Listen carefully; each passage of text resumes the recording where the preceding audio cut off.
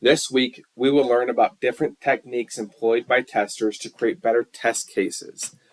So we are actually going to be doing a few things, and you're going to be presenting to the class as well. So right now, you see the instructor view in Canvas, or iLearn, and I wanted to show you this for a reason. That reason is because there is going to be a quiz at the end of the week, and it's currently unpublished. And there is a reason for that, and we'll go over that in a second. But this will be published at the end of the week, or towards the end of the week.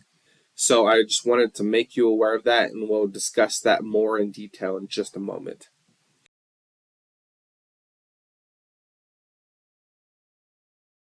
So the first part I wanted to go over was the reading quiz.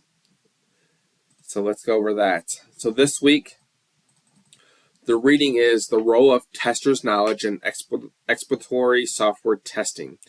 Sorry, I didn't catch that. So you read through this, and like previous weeks, you'll just take the quiz. I don't expect too many questions on that.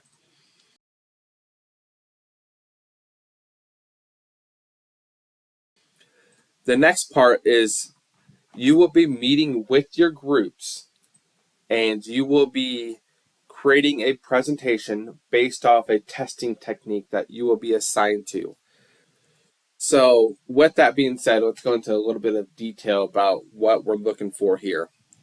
So you're going to start off by researching your testing technique that your group has been assigned to. Now, when it comes to researching and looking up information, a great place to start is Wikipedia. Wikipedia is the best thing ever. Anyone in the world can write anything they want about any subject. So you know you are getting the best possible information. We want good quality sources, but Wikipedia is a great place to start because at the end of Wikipedia, there's usually a resources section, and that actually leads to some great resources that you can use for your presentation. So don't cite Wikipedia, but you can look at the resources that Wikipedia is using for that specific page. Basically, what you would do is do your research.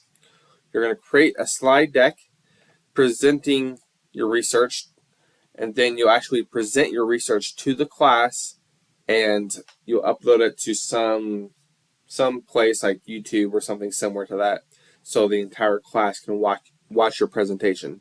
So that's the basic flow for this assignment.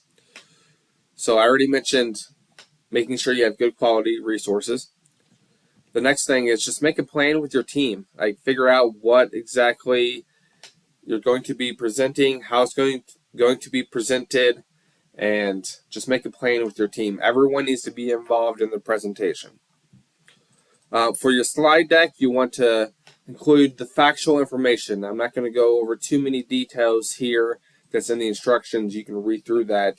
But you really need to describe the technique, like it mentions here, have the advantages and disadvantages. What does a test look like for this technique? What life cycle phases does this technique use? What roles and responsibilities are needed? And what are the previous post-testing techniques?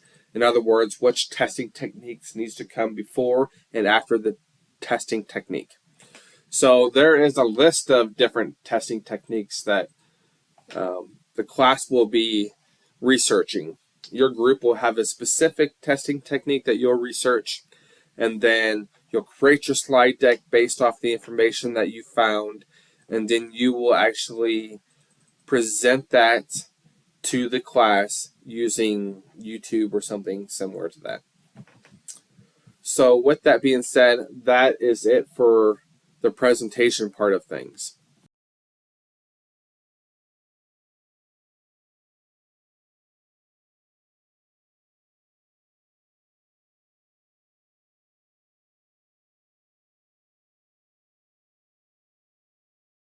The next part is based off your presentation, you'll actually be coming up with questions based off your testing techniques. So the big thing here that I want to point out is that we have to keep it factual information, and it has to come from your slide deck. So just keep those two things in mind, and chances are you'll be pretty good. As the instructions state here, they do want you to limit to these type of questions. So true, false, multiple choice, multiple selection, and matching. The reason for that is that way you can get feedback right away. It can be self-graded or auto-graded, and you don't have to wait for me to figure out what your grade was. So if you continue to read through these instructions here, it gives you some examples and some things to just look out for. The other thing that I want to mention with this is that it's highlighted in red here. For this assignment, you are going to be submitting your questions to me, and it's through iLearn. But you need to make sure to clearly indicate the correct answer to your question.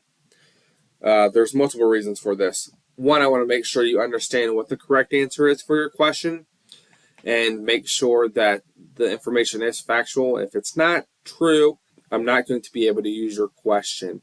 So I just want to make sure you and your group understand what the correct answer truly is.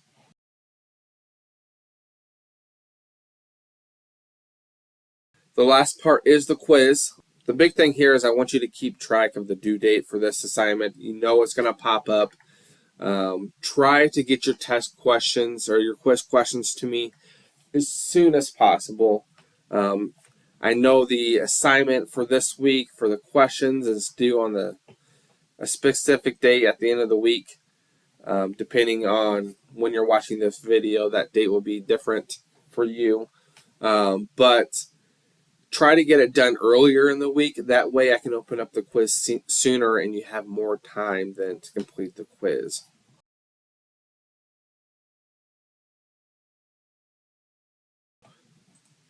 So that is it for this week.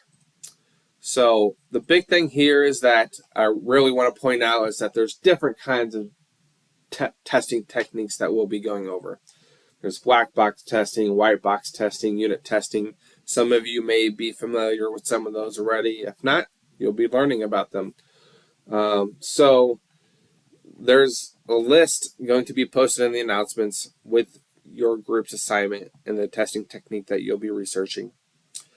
Keep in mind that, in the real world, there's going to be a ton of different testing techniques that you'll get familiar with, and there's going to be techniques that you'll never use. But, the more you know and the more you learn, the better you'll be as a software developer and as a tester. That I'll say. What do I say, Carol?